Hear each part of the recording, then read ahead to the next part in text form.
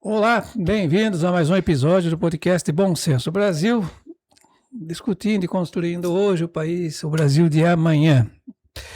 Bom, passada ou não a ressaca, né, da Copa do Mundo, a vida continua, retoma seu ritmo e nós estamos aí muito, mas muito perto mesmo Já estamos no processo eleitoral, né, mas oficialmente ainda existem etapas que estão para chegar, como propaganda e tudo mais. E antes tarde do que nunca, né, vamos voltar a discutir o momento político do país, o que dá para esperar, o que nos aguarda nesses próximos meses aqui. E para falar não só disso, mas também de assuntos da esfera da competência própria, nós temos a satisfação hoje de receber aqui no podcast como convidado o professor e vereador à Câmara de São Paulo pelo Partido dos Trabalhadores, Nabil Nobunk, espero ter falado o nome corretamente. Professor, muito obrigado pela sua presença. Pois é, já errei, mas tudo bem. Antes já corrigiu. Obrigado pela presença, professor. É um prazer recebê-lo, tê-lo conosco. Bom, eu que agradeço o convite. É um prazer estar falando com você e com todos os ouvintes aqui, telespectadores de Sorocaba. Bem, vamos lá. Professor, vamos lá. Eu acabei de falar que nós estamos numa campanha, né? Pré-campanha, né? Ainda em pré-campanha eleitoral. O que dá para esperar dessa campanha? Ela vai ser tão sangrenta, acirrada como foi a de 2022? Vamos ter discussão sobre validade de urna eletrônica, polarização?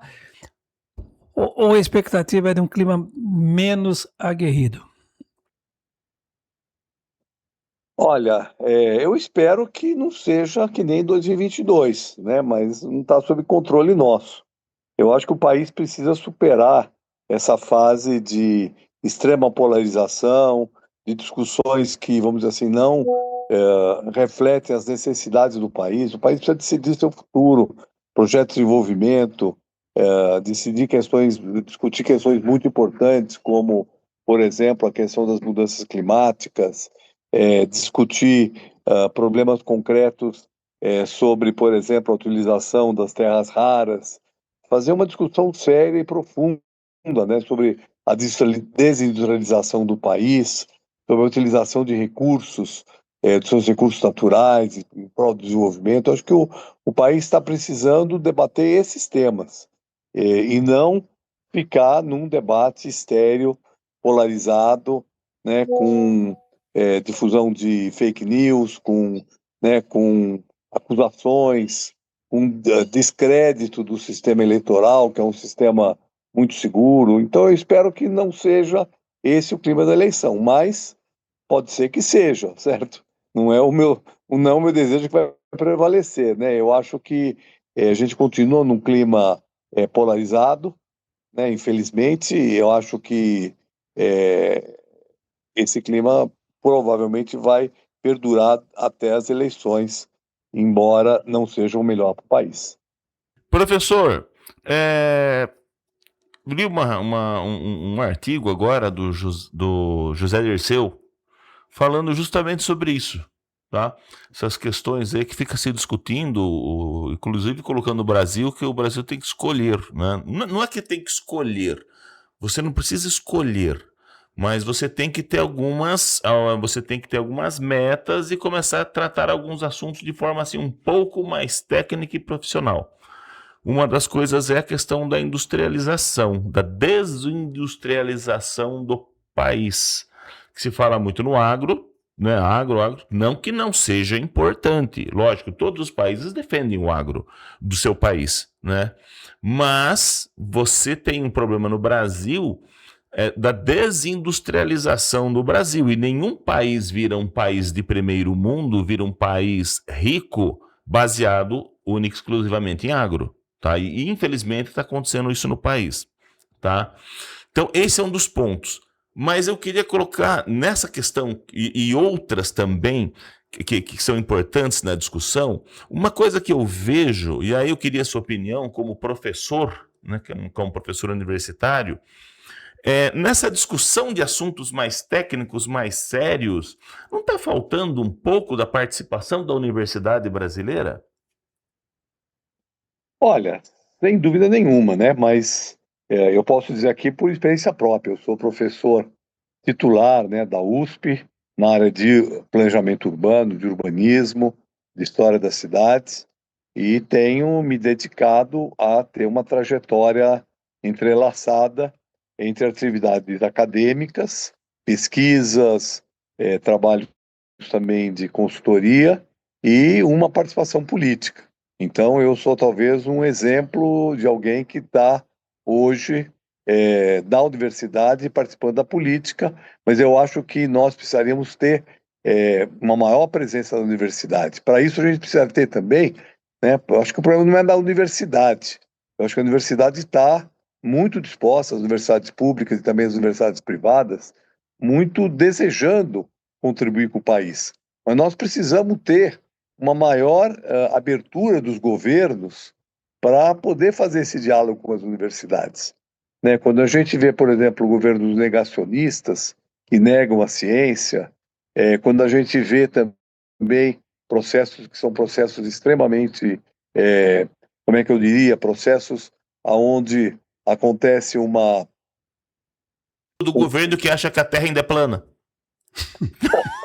Por um lado, isso, né? Ou que nega, por exemplo, evidências científicas, né? Como a gente viu na época da Covid, né? Mas também não é só isso, também é o fato de que tem prevalecido no país, na política do país, muitos interesses econômicos e também interesses políticos que deixam a universidade meio à margem, né? A gente vê hoje, por exemplo, essas emendas parlamentares, né? Essas emendas parlamentares que hoje são tão fortes e que consomem recursos de grande monta no país, eles muitas vezes desperdiçam recursos que poderiam ser utilizados em apoio, maior apoio ao desenvolvimento científico, né, apoio tecnológico, né, poder colocar as universidades a serviço do país, mas as universidades muitas vezes carecem de recursos e de projetos, que sejam projetos integrados com áreas de desenvolvimento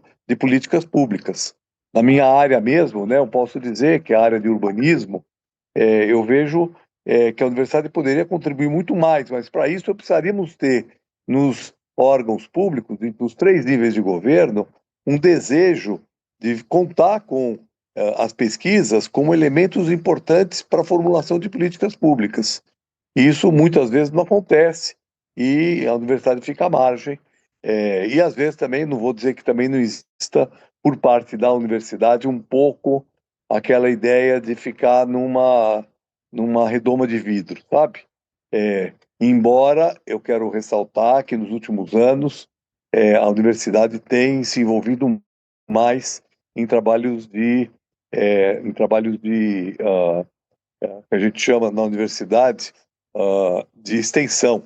O que é um trabalho de extensão? É um trabalho onde a universidade, além do ensino e da pesquisa, ela também faz trabalhos articulados com políticas públicas, com governos, com entidade civil, até mesmo com a empresa. Então, existe um incentivo para isso. Hoje mesmo, na Universidade de São Paulo, né, onde eu dou aula, há uma valorização importante, né, do trabalho de extensão, que não existia há um tempo atrás. Há um tempo atrás, inclusive, fazer um trabalho de extensão contava muito pouco, né, vamos dizer assim, para o credenciamento dos professores. Hoje ele tem um papel mais importante, então há um esforço nesse sentido. Agora, os governos precisam se abrir para isso. O cenário atual que as pesquisas dessa fase de pré-campanha revelam, né, apontam um favoritismo aí do candidato do seu partido, né, o presidente Lula, sobre o adversário mais próximo, né, que é do PL, Flávio Bolsonaro, né? Nós também vivemos num ambiente de crise institucional muito acentuada, né? E parte disso se deve à questão aí do papel do Congresso. Por que a esquerda, né, ou pelo menos o PT não conseguiu a governabilidade que desejava, professor? O que aconteceu, uma vez que, segundo diz, que quem governa o país é o Congresso, né? O Congresso seria o grande inimigo do povo. É possível esperar uma mudança a partir desse ano aqui? Olha, eu espero que tenha alguma mudança, né? Mas eu sei que isso não é fácil de acontecer, né? Por quê? Porque, na verdade, assim, a eleição para o Congresso Nacional ela é uma eleição muito diferente da eleição para a presidência. Para a presidência, as pessoas votam numa pessoa. A eleição para o Congresso depende de muitos fatores, né? E hoje a gente tem, inclusive, uma desproporcionalidade entre o voto e a representação, né? Porque, por exemplo, um eleitor de Roraima tem por volta de menos de 500 mil habitantes e tem 8 deputados federais. O estado de São Paulo, que tem quase 50 milhões de habitantes, portanto, 100 vezes mais, ele tem apenas 70 deputados. Então, um deputado de Roraima, ele representa menos de 10% da população que um deputado de São Paulo representa. É uma distorção do sistema eleitoral nosso. E o Senado, a mesma coisa, né? Todos os estados do país têm o mesmo número de senadores. É uma distorção. Outra distorção é o poder econômico, né? O poder econômico prevalece muito nas eleições para o Congresso.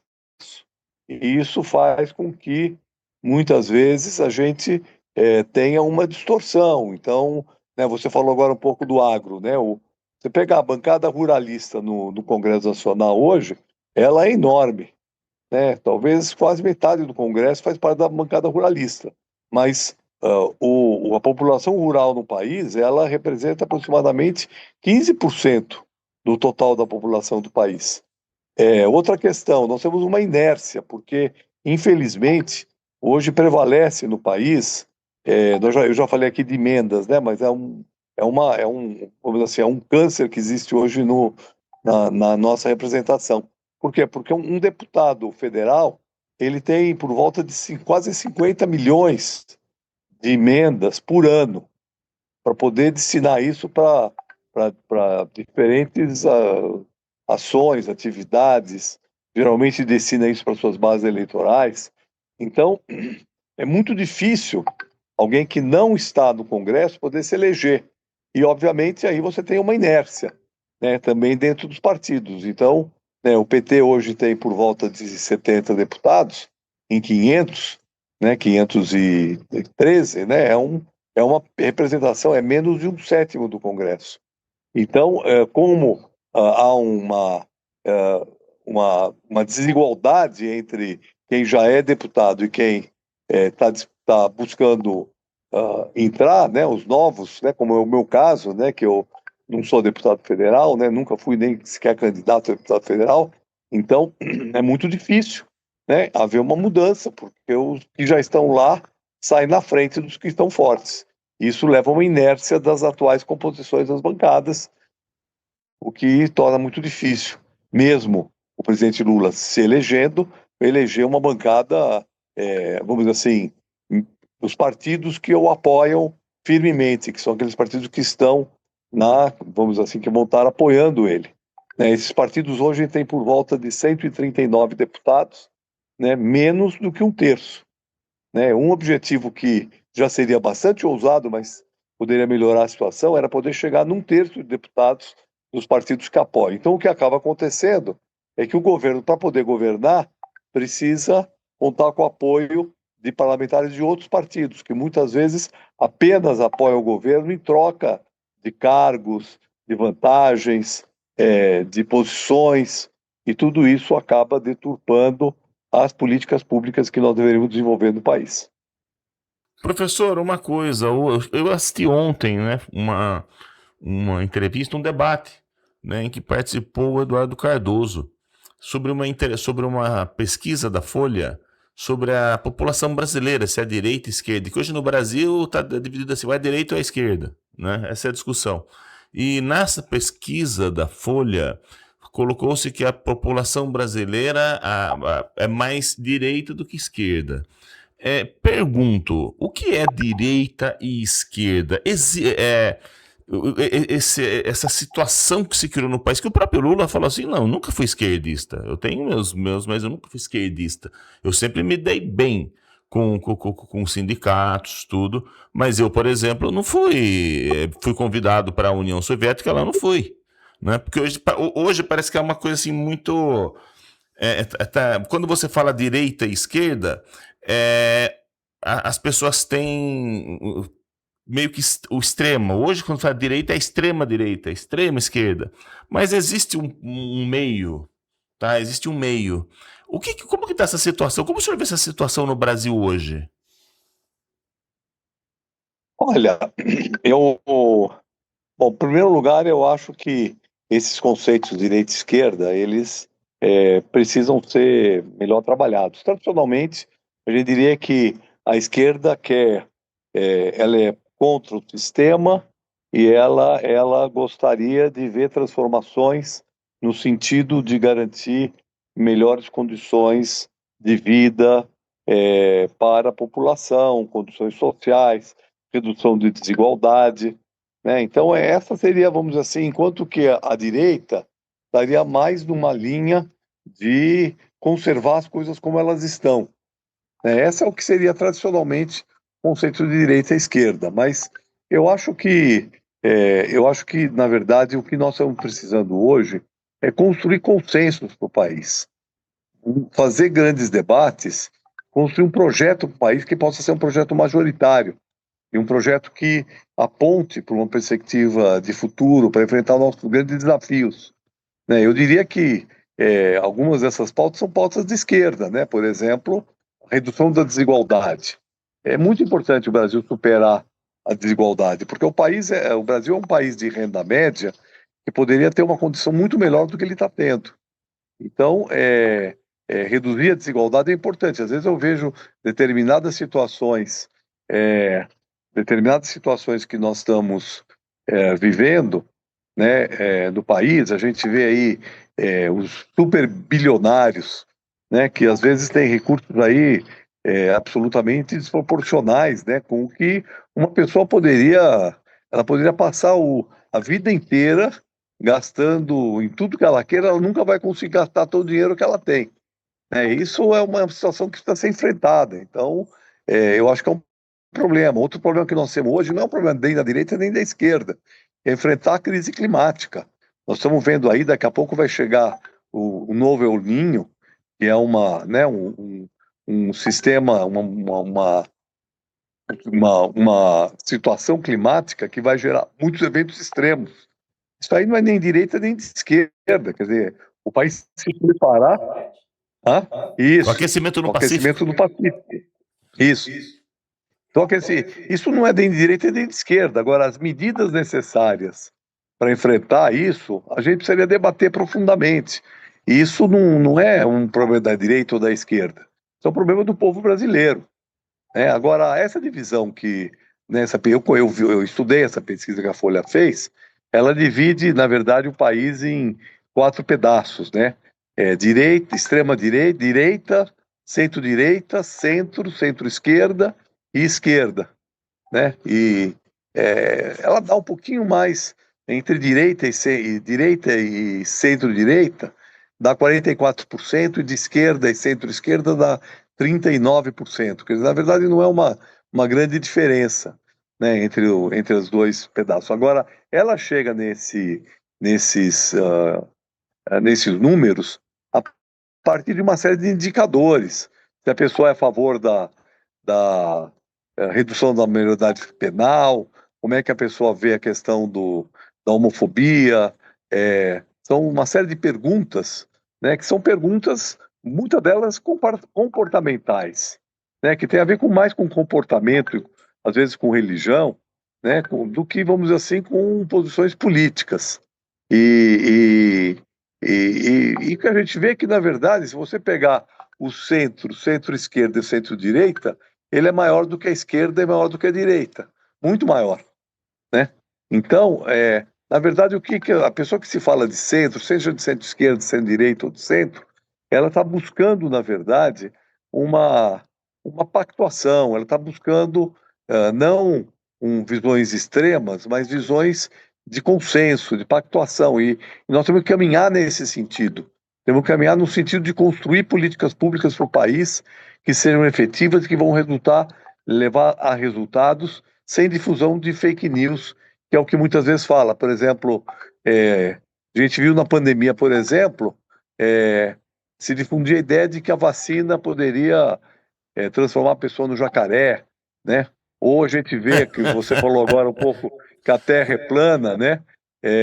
As pessoas que, por exemplo, que não reconhecem a mudança climática, né, como um problema importante da humanidade. Isso aí eu acho que são visões que a extrema-direita tem difundido e que mostram, na verdade, assim, uma visão não científica, uma visão que não, carece de fundamento, né? E nós não podemos ficar debatendo nossas políticas públicas nessa base, porque se a gente for por essa base, nós vamos estar perdidos aí, né, como o futuro do país. Eu estou muito preocupado com o futuro, não é só do Brasil, não, é do planeta, né? Porque a humanidade, quer dizer, na verdade, o futuro da Olha o que humanidade. está acontecendo na Europa hoje. O clima lá na Europa hoje como está? Pois é, né? Calor extremo, né? Milhares de pessoas morrendo por causa do calor, né? A gente sabe que isso vai se agravar, né? Os cientistas já estão alertando há muito tempo em relação a isso, e nós precisamos enfrentar. Você veja que pega o governo Lula, ele está enfrentando alguns problemas com seriedade. Por exemplo, o desmatamento da Amazônia. Nós tivemos números que foram divulgados hoje, né, pelo mapa Bioma, que mostram que nós tivemos a menor área desmatada na Amazônia dos últimos 40 anos, né, nesse primeiro semestre do ano passado. Isso é muito bom, né, como política pública, porque as florestas elas têm um papel fundamental na questão climática. Então, nós precisamos pensar isso. Agora, quando eu digo assim que estou muito preocupado com o futuro da humanidade, é porque a nossa vida no planeta, ela depende de assim, é muito frágil a nossa vida no planeta.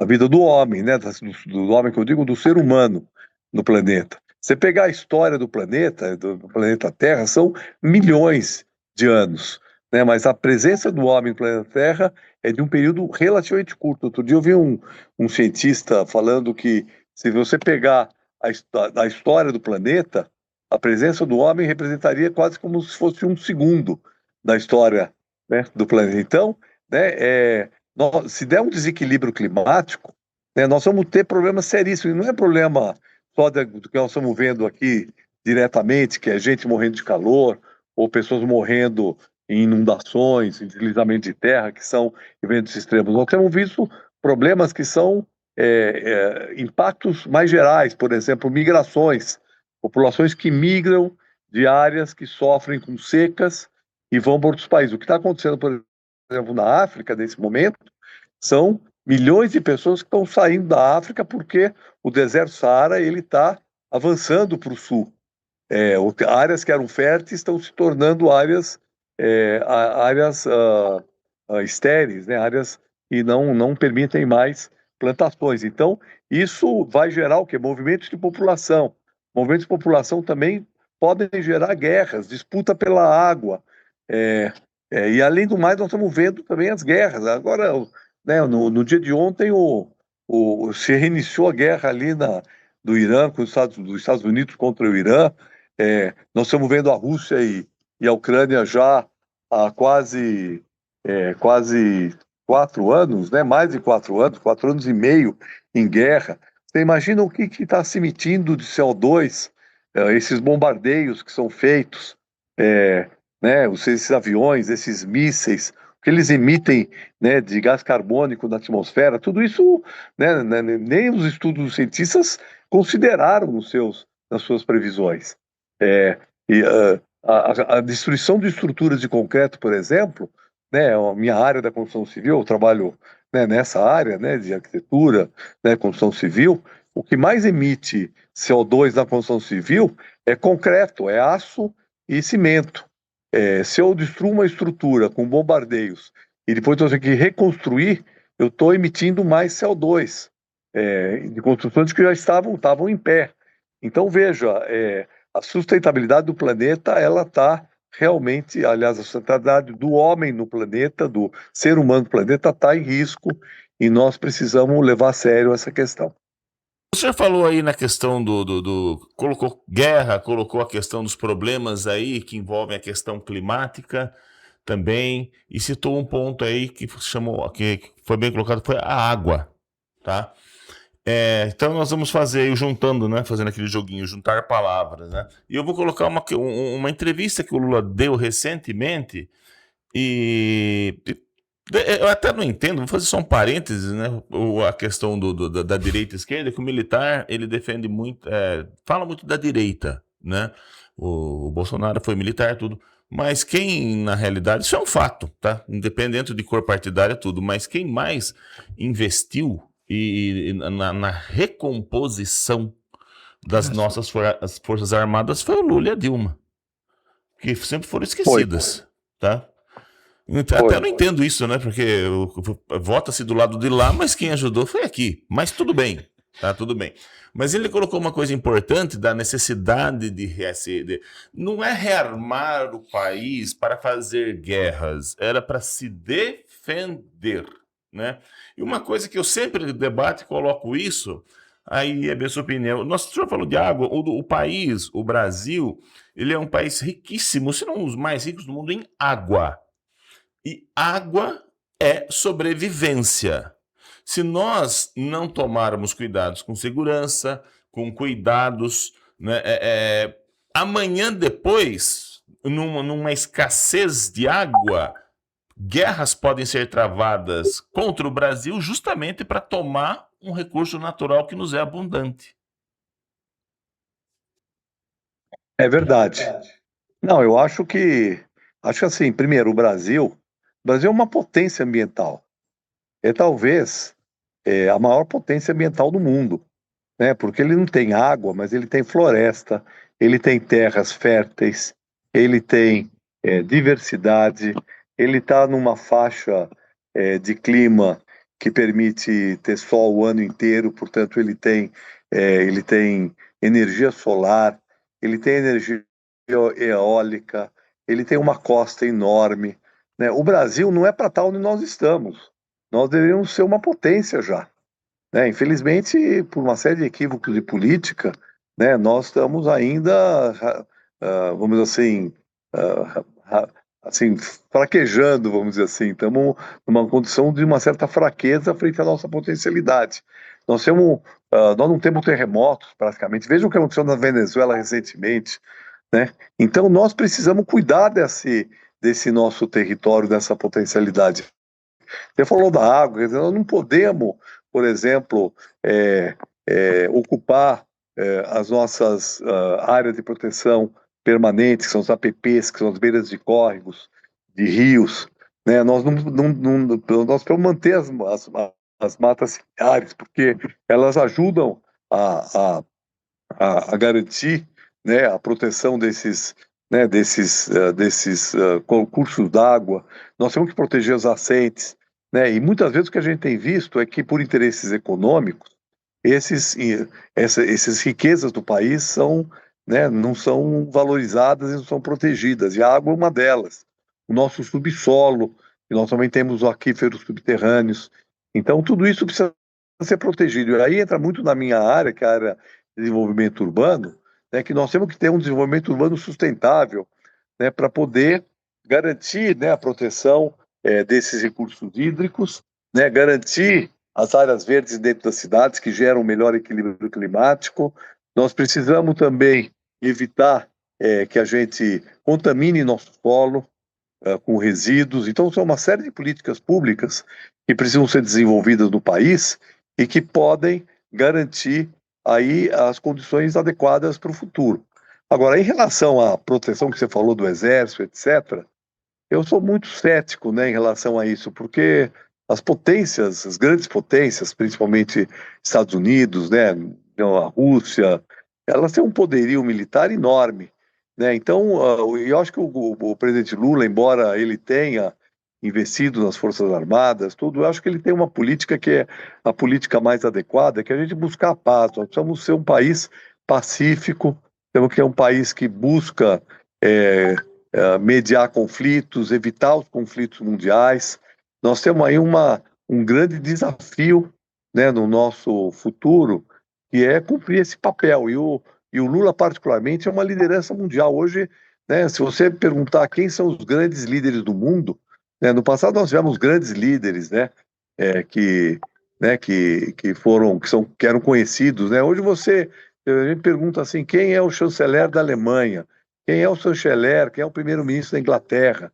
A gente sabe do Trump e do Putin, porque eles se envolvem em guerras e a gente fica sabendo deles, mas não são exatamente pessoas que são E você grandes falava lideranças. Inglaterra, Margaret Thatcher. Hoje você não sabe quem tá lá. Pois é. Então, ou o Churchill, né? Nós tivemos grandes estadistas, né? No mundo, né? E hoje o Lula é um grande estadista do mundo, é uma pessoa que conversa com qualquer um, né? E eu acho que ele tem defendido sempre soluções pacíficas para os conflitos. E eu acho que é por aí que nós temos que caminhar, né? O mundo não aguenta guerra, né? Pelo contrário, nós vamos nos preparar para enfrentar esse desafio climático, para enfrentar o desafio da desigualdade, porque o desafio da desigualdade também é fator de guerra, de instabilidade e de injustiça. Então, né, eu estou nesse momento aqui como pré-candidato a deputado federal, né, mas considero que essas questões elas são questões importantes para a gente defender no Congresso, né, fora aquelas específicas da minha área de meio ambiente, de urbanismo, de habitação, de cultura, que são áreas com quem eu trabalho há muitos anos e que né, fiz aqui mandatos na Câmara, trabalho isso na universidade, tenho livros escritos sobre isso. São assuntos prioritários e que têm uma pauta nacional. Mas também essa pauta mais geopolítica, geral, ela é importante e nós temos que trabalhar na defesa, né, dos acordos comerciais, na defesa da resolução pacífica dos conflitos e da democracia de uma maneira geral. O pré-candidato ao governo do estado aqui do seu partido, Fernando Haddad, foi prefeito e o senhor foi secretário da cultura dele, é isso, né? Colocou. Foi secretário da Cultura. Como é que o senhor avalia a situação do estado e a condição do PT em relação ao estado nessa campanha aqui? Olha, eu acho que sim, o PT nunca foi um partido assim. Ele foi forte, ele sempre foi forte. Tanto que ele foi várias vezes para o segundo turno no estado de São Paulo. Mas ele nunca prevaleceu, né? O PT nunca governou o estado de São Paulo, né? Então, eu acho que nós temos agora uma eleição que é difícil, né? Mas que é uma oportunidade. Veja que o nosso candidato, Fernando Haddad, ele entra nessa eleição numa condição muito diferente, muito melhor do que ele entrou em 2022.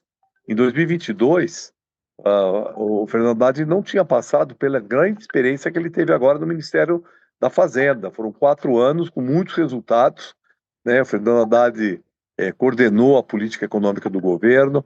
Nós tivemos 4 anos que o país cresceu por volta de 3% ao ano. Nunca tinha tido uma série assim tão positiva de crescimento. Nós estamos com uma inflação controlada de 4,5%. A taxa de juros, infelizmente, ainda é muito alta, mas isso também tem muito a ver com o fato de que o Banco Central hoje tem autonomia, né? O governo não pode interferir na taxa de juros. Eu vejo com preocupação o endividamento das pessoas no país, né, nessa área econômica, né? Mas isso também é consequência de muitas coisas, inclusive, né, essa avalanche de bets que a gente tem aí, que eu sou totalmente contra. Acho que isso deveria ser proibido, né, porque está acabando com a economia popular. Mas então o Fernando Haddad ele vem aqui com realizações importantes, né? A isenção do imposto de renda para quem ganha até 5 mil reais, a redução do imposto de renda para quem ganha de 5 a 7 mil reais, a cobrança de impostos dos super bilionários. Então, tudo isso são pontos positivos à reforma tributária. Então, o Haddad entra nessa eleição tendo o que mostrar. E isso eu acho muito importante. Agora, é um desafio, né, vencer, principalmente no interior de São Paulo, onde, na última eleição, o Haddad perdeu, né, a eleição. Ele ganhou na capital, né, com 53%, capital e região metropolitana, mas perdeu no interior. Então, a reversão dessa situação no interior é importante, e eu acho que o interior de São Paulo poderá, nessa eleição aqui, surpreender com uma votação expressiva no Fernando Haddad, e eu espero também obter uma boa votação aí no interior de São Paulo. O Lula, ele em São Paulo, ele também nunca ganhou. O PT em mesmo presidencial, a votação ultimamente sempre foi mais não foi favorável ao PT. Mas na última pesquisa, o Lula e o Flávio Bolsonaro estão empatados no estado de São Paulo. Já é um grande avanço, porque hoje ele está empatado. Eu acho que, veja, você levantou uma questão que eu acho importante a gente destacar. Você falou assim, quem mais investiu no Exército, nas Forças Armadas, foi a Dilma e o Lula, mas as Forças Armadas são vistas como apoiadoras do outro campo. Mas eu queria falar assim, em várias áreas, os governos do PT foram muito importantes. Pega na área da construção civil. Nunca se construiu tanto no país, né? O programa Minha Casa Minha Vida é o maior programa habitacional da história do país. Já contratou 8 milhões e 300 mil unidades habitacionais, impulsionando aí o setor imobiliário, a construção civil, que é muito geradora de empregos, né? Você vê a nova política industrial que foi formulada pelo governo Lula, que dialoga com os empresários industriais, inclusive, para enfrentar essa questão da desindustrialização que nós falamos, né? Então, nós temos, né, eu acho que tem muitos setores que hoje apoiam, estão apoiando ou não estão apoiando Lula, ou não, tradicionalmente não apoiaram, mas que têm sido beneficiados pelas políticas levadas adiante pelo governo. Então, eu acredito que a gente possa ter uma reversão desse quadro histórico onde, né, o PT não ganhou a eleição em São Paulo. Senhor, bom, a gente teria muito mais o que falar, mas o tempo é escasso. O senhor mesmo já nos pediu. É que nem dinheiro, é curto. Mas eu falei agora há pouco do pré-candidato Fernando Haddad, e numa das inserções em que ele aparece nessa fase da campanha, ele aponta algumas das obras que o governo federal ajudou, ou pelo menos apoiou aqui para implantar em São Paulo, né? Obras de infraestrutura, notadamente. E o senhor agora também destacou algumas ações, né, da gestão Lula e tudo mais. Por que a comunicação do governo não dá conta dessas realizações, e o discurso da direita, ou do espectro de direita, melhor dizendo, cola muito mais? Não falta uma revisão de comunicação? E só para finalizar, por que o eleitor tem que votar no Lula agora em outubro? Como? Tem que votar no Lula? Em outubro, por que ele deve votar no Lula em outubro? Por que tem que votar no Lula? Olha, bom, em primeiro lugar, eu acho assim, realmente, né, o PT tem tido dificuldades na comunicação. Eu tenho buscado nas minhas redes sociais, trabalhado com comunicação de uma maneira a dialogar com o público, né, com o eleitor, né, com o cidadão, mostrando problemas concretos. Eu acho que talvez às vezes a esquerda ela faz um discurso mais ideológico, quando eu acho que discutir as coisas concretas elas ajudam muito mais a chegar no eleitor, né? E aí tem um problema clássico de comunicação, mas também vamos assim, também tem uma questão de, como é que eu diria para você? Uma questão de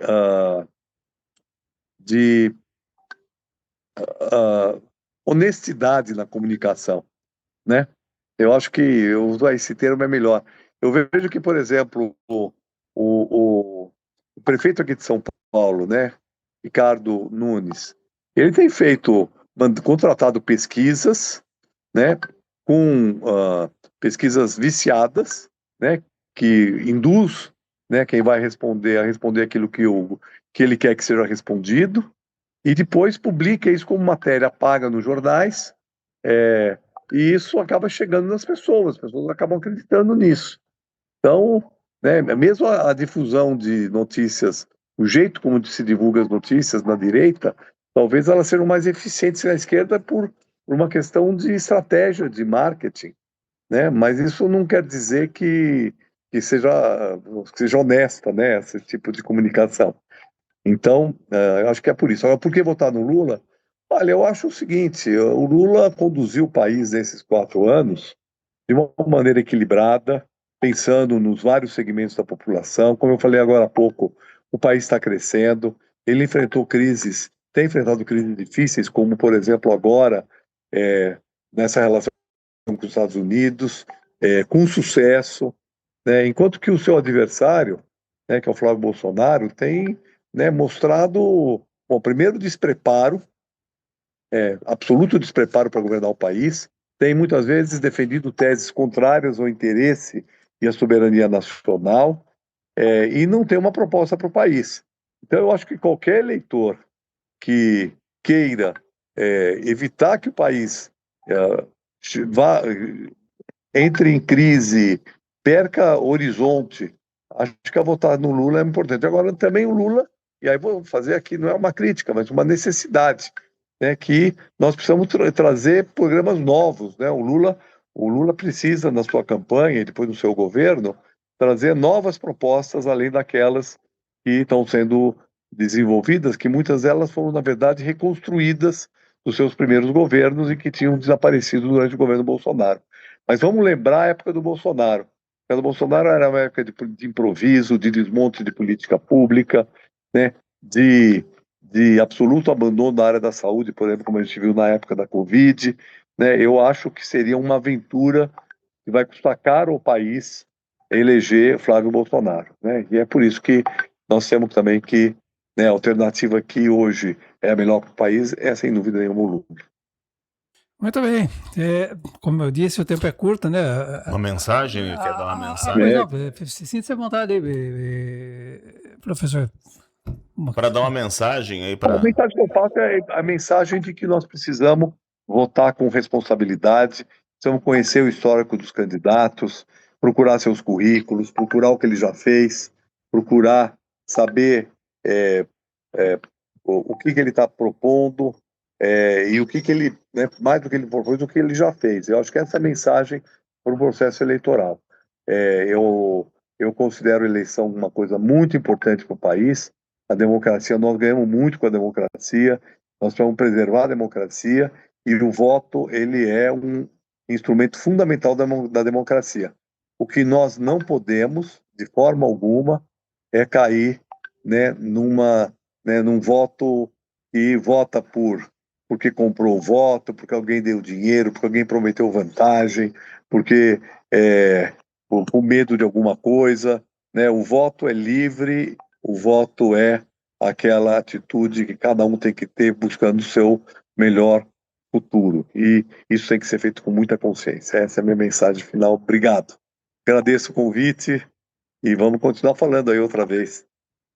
Com certeza. Bom, muito bem. Você acabou de ouvir uma exposição lúcida, né, bastante ponderada da realidade política momentânea, né? Como eu disse, o tempo é curto para esgotar tantos assuntos, né? Por exemplo, a gente não provocou o professor aqui, mas especula-se que ele já é cotado para o Ministério da Cultura, caso o governo